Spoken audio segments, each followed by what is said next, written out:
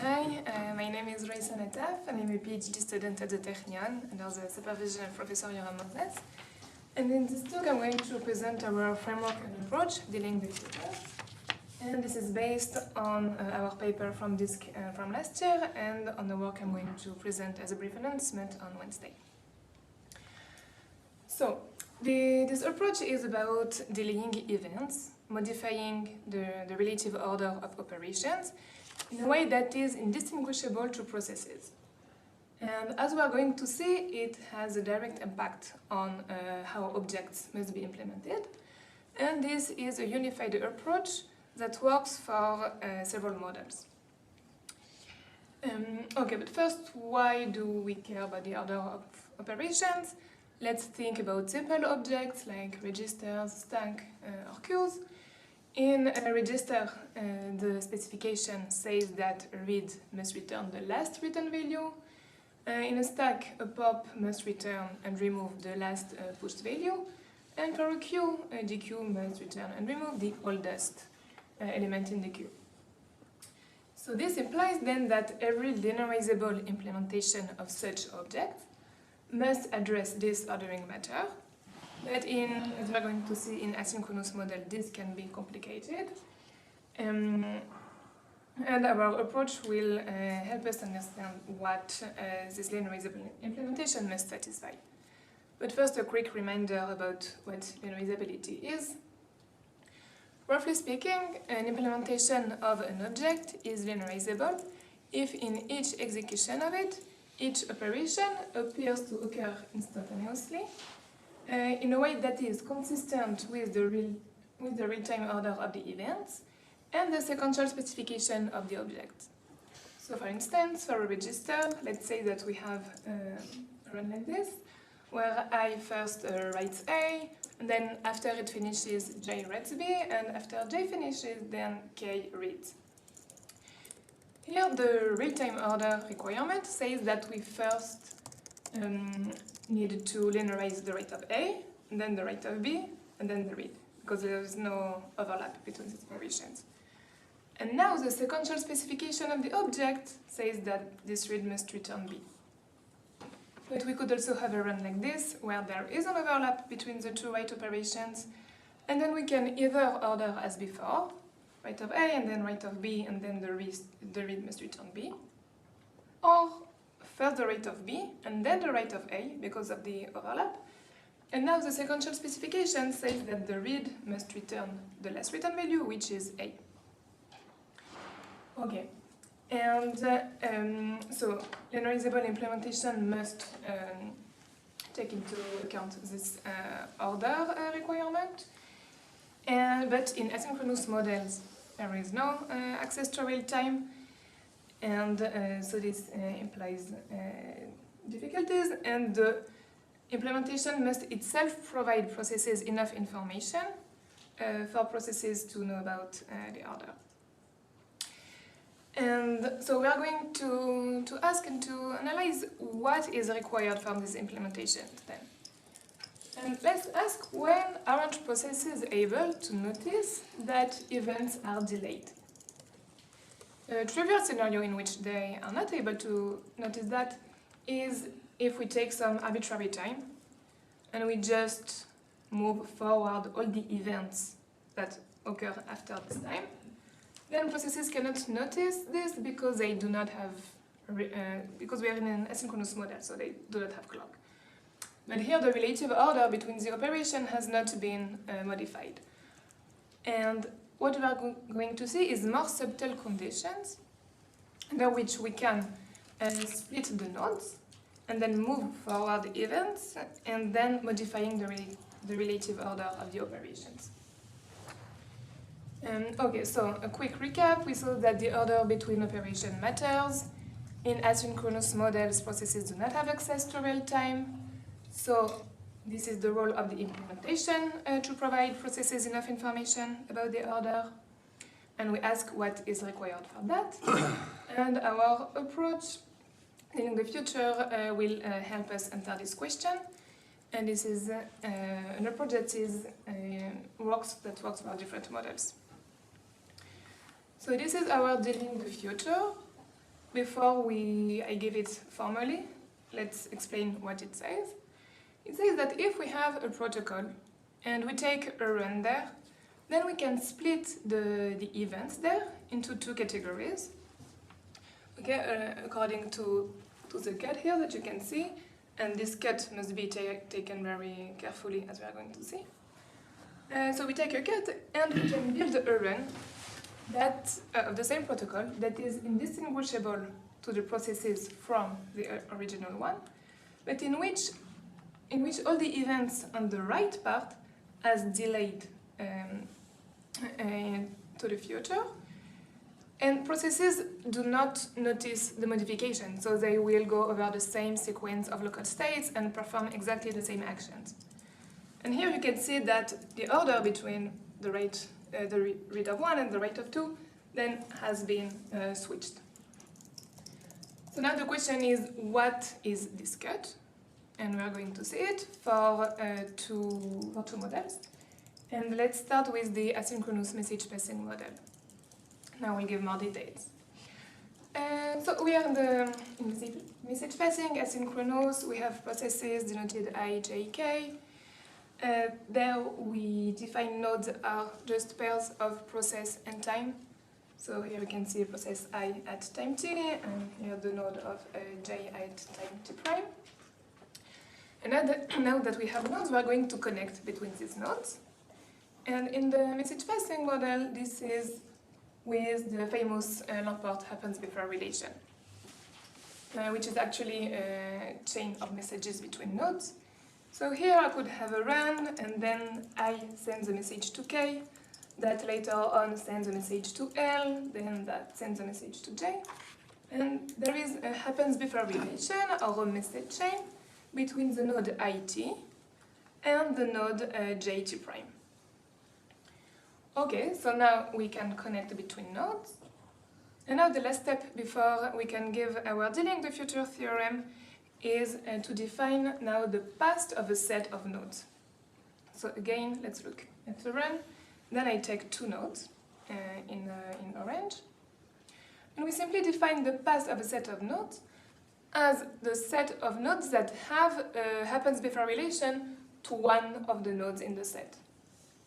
Okay, so this is the set of nodes that is closed under the happens before relation. And now the cut is actually the boundary of the past, the cut that we saw before. Okay, and also an important property is that there is no message that can be sent outside the past and that arrives inside the past. And we're going to see why it is important. Now, okay, so now we can state our dealing the future theorem.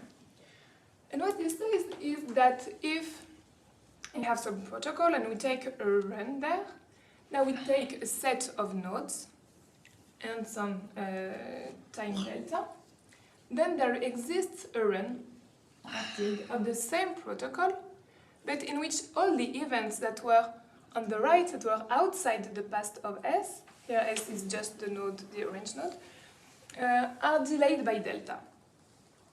And the runs are indistinguishable to the processes. Again, it means that processes will perform exactly the same actions and go over the same sequence of local states. And now, just a bit of intuition how we build RTILD. Let's look at three types of messages. mu0, mu1, and mu2 that you see on the left there. If we have a message like mu0 that is both sent and arrives in the past of S, then in RTILD it will also be sent and arrive at the same time. If we have a message like mu1 that is sent in the past but arrives outside the past, then we just delay by delta the arrival time of this message. And if we have a message like mu2 that is both sent and arrives outside the past, then both the sending time and the arrival time will be delayed by delta. And observe here that if we had a message that was outside the past and that was arriving inside the past, then in order to have indistinguishability in RTILD, we would have had to make this message actually arrive before it is sent which is obviously impossible, but the property of the past is that we do not have messages like that. Okay, so this is the dealing the future theorem. And now let's go back to register linearizable implementations of registers. Let's say that we have a register implementation and we have a run like this. Okay, so this is a simple run. I writes A, and then it reads A, and then after that J writes B. But what if in this run I can take a cut like this one? Okay, in which the read of A is outside the past and the write of B is in the past. Then we can apply the dealing the future theorem and obtain that there is a run, also of the same protocol, in which this happens. But here this read is no longer legal because it should return B. A is no longer the last return value. So no linearizable implementation of a register can admit such a run, meaning that there must be a message chain from the read of A to the write of B. And now, if we were trying to apply the dealing the future on this run, no matter what set of nodes we take, we would have that the read of A and the write of B are not completely separated. Okay, so even here the cut goes through the read of A, but if I apply the dealing the future, then we will obtain a run like that. And this is still legal because there is a legal linearization, the write of A, and then the read of A, and then the write of B. And the same, for instance, in this case, where we have two writes of different values, write of A and write of B, then later on a read. If we can take such a cut, then we will obtain again a violation, because this read should return A. And so there must be a message chain from the write of A to the write of B. And again, if now we apply the dealing in the future, we will still have a legal run. Other questions? Okay. So basically this gives you, like I'm trying to see like from a high level point of view, like what does this give you? Like it gives you stuff like you need to have, like you cannot, like what does it actually give you? Like it gives you that certain, you know, intervals need to be contained in others because otherwise you could do this, or like how should I understand it intuitively? That you need communication. You need, for instance, here that there is a message chain actually from some point in the write of A to the write of B. Even though it's not like intuitive, why should a write be aware of previous writes of different? The answer will be clearer. Okay, okay. Thank you. Okay, so this was for dealing the future in the asynchronous message passing model. And now we're going to look at another model, the TSO weak memory model. So weak memory is a relaxation of the strictly consistent memory, where there processes can directly write to shared memory and read from it.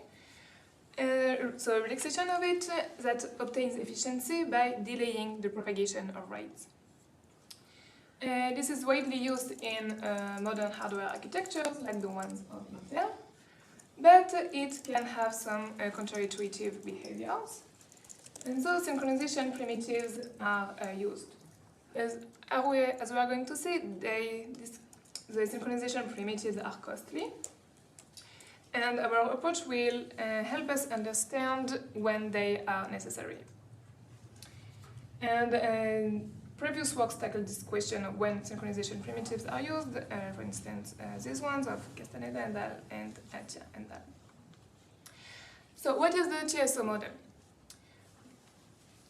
We could have an execution like this in TSO. Now the write and read, it's important, refer not to write or read of register implementations, but of actions in the TSO model, that is weak memory.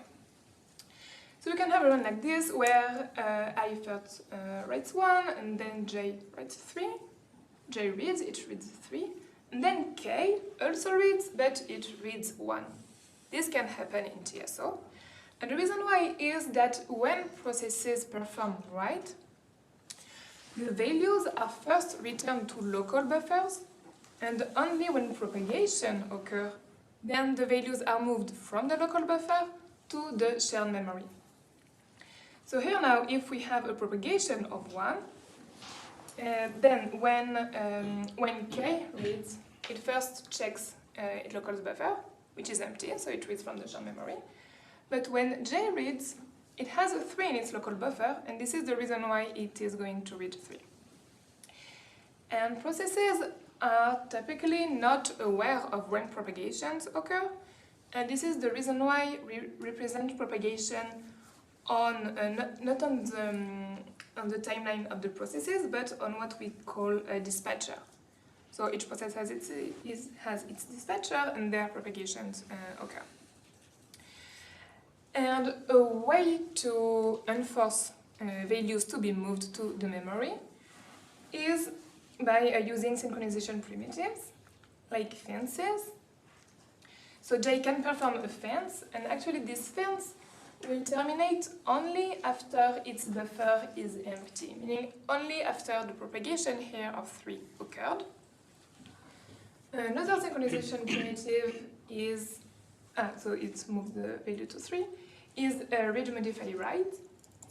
What it does, as fence at the beginning, like it can terminate only if the local buffer is empty, and if the value in the shared memory is the same one as the first item here.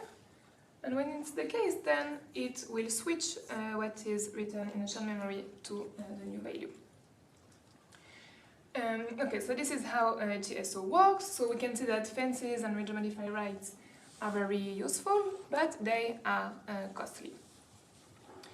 And again, we are interested in when are they required, and we will use dealing the future help us understanding that. And now we need to state dealing the future in this model. So as before, in message passing we had nodes, here we also have nodes, but now we also take into account the dispatchers. So now we have processes, ij, dispatchers for each one of the processes, and agents are processes or dispatchers. And now nodes are just pairs of agent and time. Okay, and now we need to connect between these nodes. In asynchronous message passing, it was with the famous Lambert's happened before relation. Now we need some counterpart of this relation for the TSO model. This is what we define as the occurs before relation. We won't go over the definition, but we will see visually some of the items. And I must mention that there were happens before relation defined for TSO, but their definition do not admit the dealing the future theorem. So the intuition between the occurs before is that we are going to put occurs before between two nodes if switching the events at these nodes could be noticed by the processes or could give an illegal run. So let's look again at the execution that we saw when I explained the model. We put occurs before from between the write of a value and the propagation of this value. If I was switching the order between them, then the propagate would not be legal because there is no 1 or 3 in the local buffer. We also put occurs before from a propagate to the read of the value. Because again, if the propagate occurs after this read, then this read will not be able to read 1 because 1 is not in the memory. Also from a propagate to fence, and between two propagates, because now let's say that I switch the order between them, so first propagate of 3 and then propagate of 1, then this read modify write, for instance, will not be legal anymore, or even this read here. That would then return 3. And the last propagate to read modify write when it's the same value. Okay, so now we have the occurs before in TSO. We connected between nodes, and now again, as in asynchronous message passing, we define the past of a set of nodes. It's the same definition, except that now B, instead of having happens before, then we have here the occurs before relation. So the past of S is the set of nodes that have an occurs before connection to some of the nodes in S, like the closure. Okay, and now we can state dealing the future in TSO.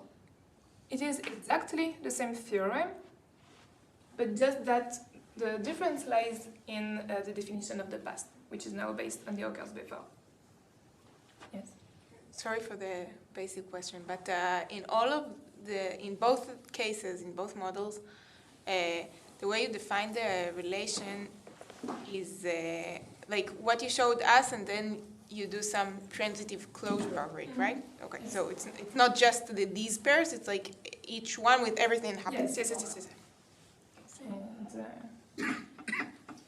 And yes, it's the same definition, but in one message passing, import happens before, and here occurs before. Okay, so now we were able to give the dealing the future in TSO.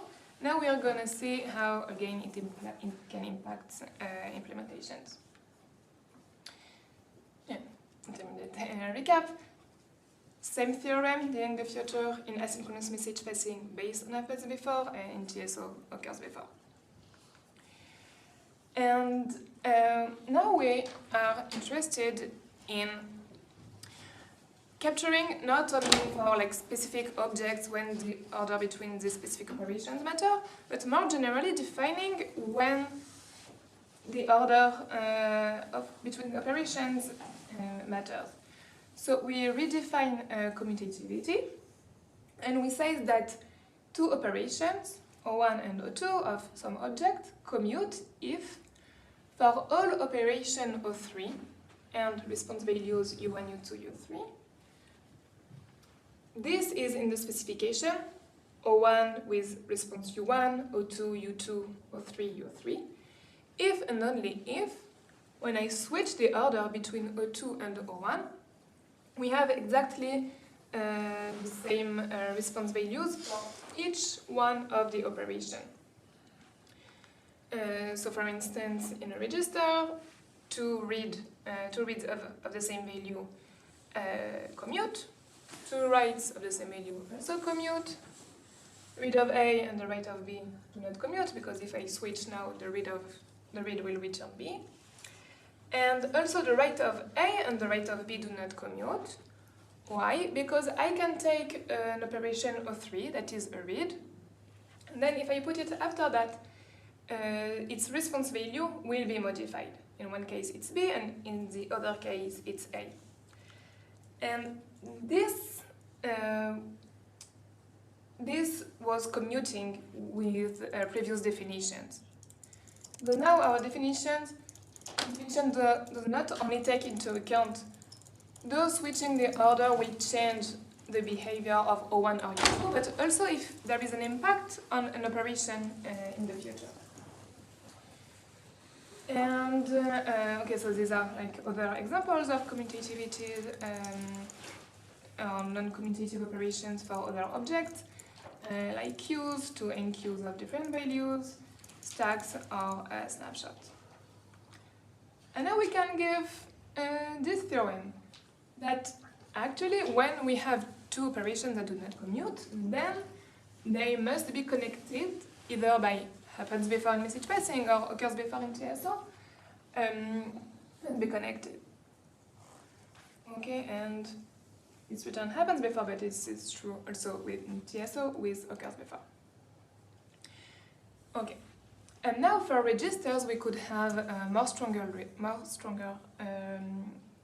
result than this one. And let's focus now a bit more on registers. So we have read and write operations now of registers. They take time. They start with an invocation and end with a response. We are interested in obstruction-free implementations. We read or write operations with x, y, z, and the values on which they operate ABC. And we write like this the fact that XA ends before YB starts.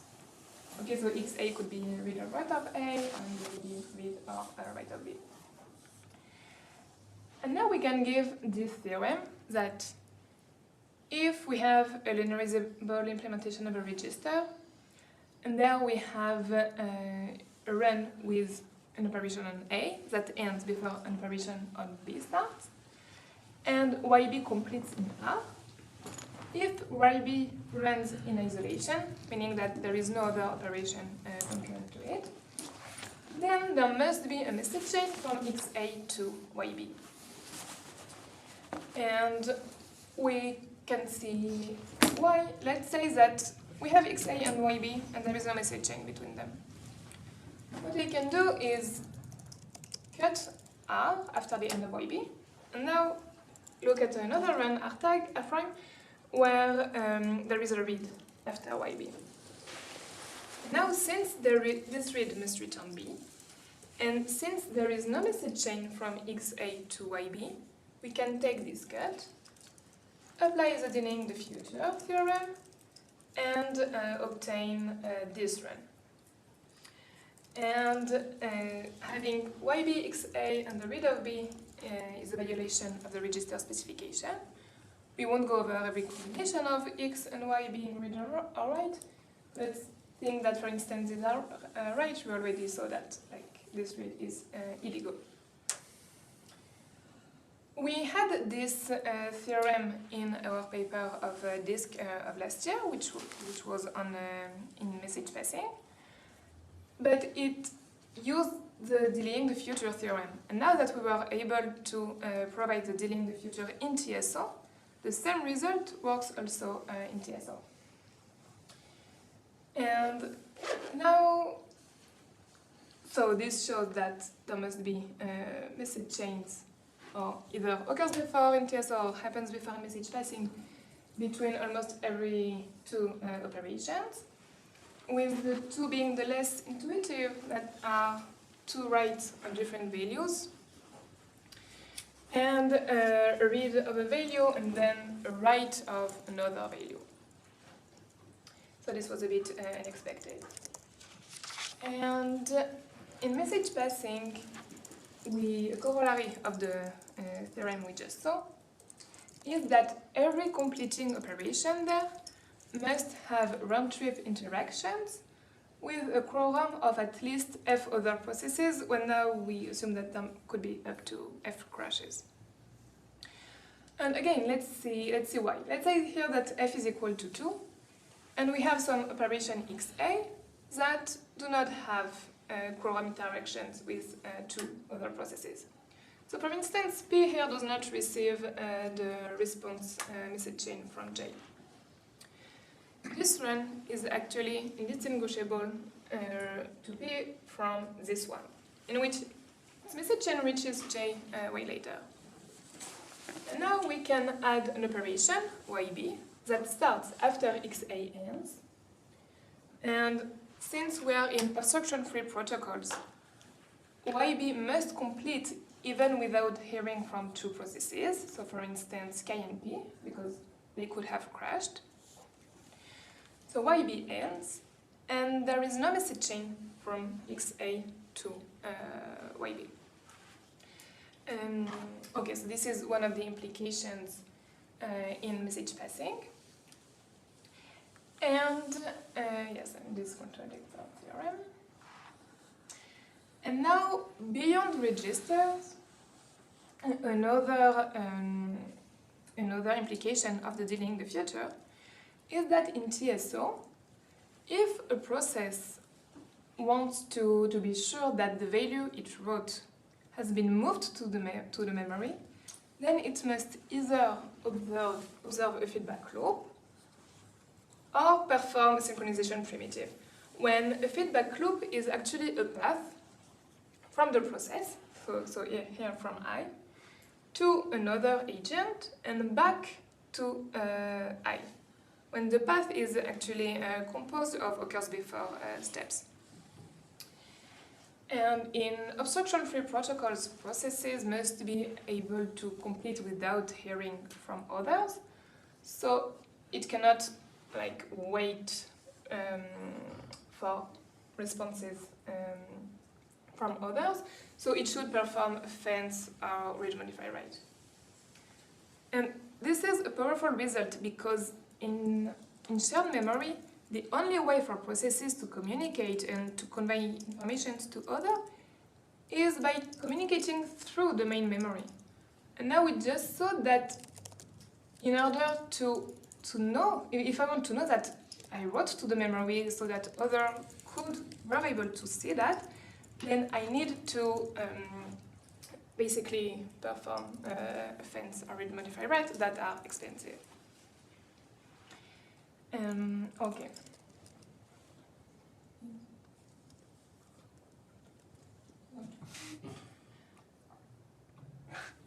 Okay. Let's read that. Okay, so let's conclude. We saw the dealing the future approach, and it captures when we can modify the order of events with no one noticing. This is a unified approach for different models based on happens before in the asynchronous message passing and on the occurs before that we define in TSO. And as we saw, it enables deriving lower bounds on linearizable implementations of objects, or as we saw at the end with the feedback loop, like just communicating what's required there. And a bit of discussion. So as I mentioned, previous works define some happens before relation in TSO, but the definition there do not admit dealing the future. Rahab and Margalit defined happens before for release acquire, which is also a weak memory model. And it seems that the definition admits dealing the future. There were other definitions of commutativity, like in the work of Atia and al. And Castañeda and al. But they were more restrictive, like with they did not have the O3 operation in the future that could be impacted of switching the order. And regarding future works, then it would be interesting to extend the approach to other models, for instance, the release consistency model, or to look at other correctness properties, like strong linearizability or others. And this concludes my talk. Thank you.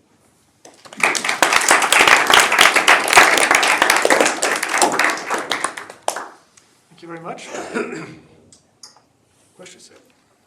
On slide 25 about the TSO model, so there was a propagate 1 and then a read read 3. Wait. Like slide this one, yes. Okay. Like this doesn't matter. That 23. Okay, here it's also here. Okay. Like there is a propagate 1 and then a read that reads 3. Is that because the process says it's like 3 in its local buffer, so it doesn't share? Yes, exactly. In TSO, it works like that. When a process wants to read, there are two options. Either there is something in its local buffer, then it will return the most recent value that is in the local buffer, or the local buffer is empty, and then it will return the value that appears in the shared memory. Okay. So yeah, there was no propagation of 3, so J just reads. And it updates to the last propagated when it's like fenced? And fence is actually a way for a process to know that its buffer is now empty. Mm. So this will be performed, will terminate only after the buffer of J is empty, and here it means that the propagate of 3 occurred. Thank you. Yes. The point you mentioned at the very end of the discussion, so for other models, so I guess you mean can you derive other things that need to be implemented for these models? Or because it seems that the theorem still works, it just depends of the message passing, so I'm not sure I understood correctly what you want. I meant extending the dealing the future approach to other models. In asynchronous message passing, we needed the happens before relation. In TSO, we had again to connect between the nodes, like capturing when the order is really important, and we define the occurs before relation. But this relation depends on the model. So the question is, in other models, how can we define again this relation connecting the nodes, such that we can state the dealing the future theorem, and then all the results that just actually use this theorem will work there. Okay, understood. Okay. So what's a good The results relation? apply in the other models. If you prove dealing the future there, all of the results, the main theorem about commutativity there, depended only on dealing the future. So if you have dealing the future in your favorite model now, then again, that will show that any implementation would have to create a particular chain between non-commuting operations. Yeah, but so probably I'm wrong, but my understanding was that this delaying of the future result just was related to message passing. And then, once you have it, you can deduce things that need to be implemented for linear readability. Like you need to have a message exchange in some cases. And I was wondering if the question was, it's now if you don't ask for linear readability, but something weaker. Then you have over deductions of if it was the plan that you. Okay, maybe we should discuss in.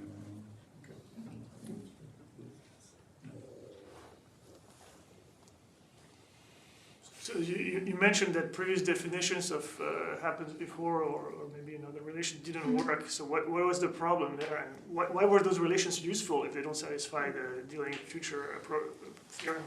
They are defined a bit differently. For instance,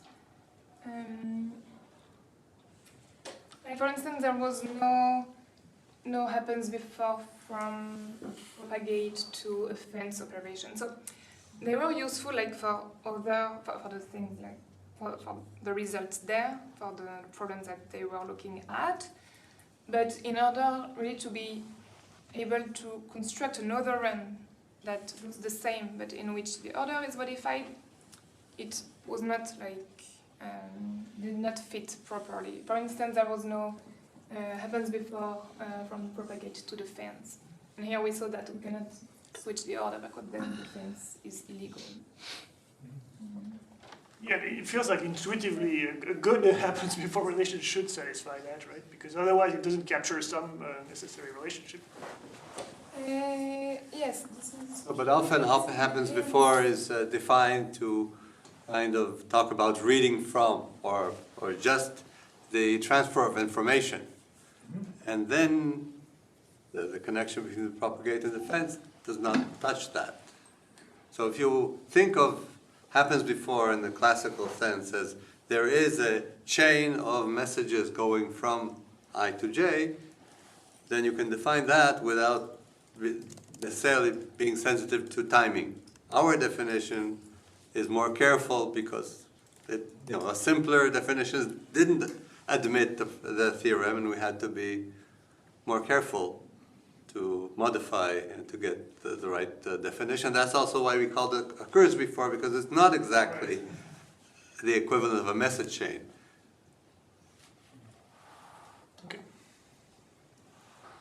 Arguably, occurs and happens sound very similar. Yeah, no, it is. I mean, we'll probably call it again, happens before in a later version. But the point was, this is not a message chain. It's not the analog of a message chain.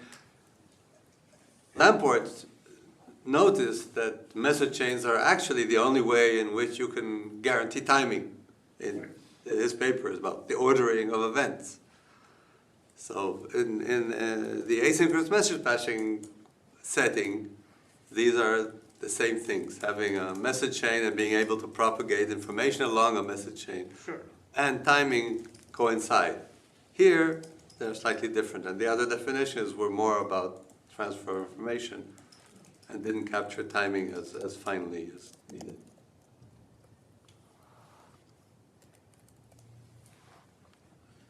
Okay. There's no other questions. Let's thank the speaker again.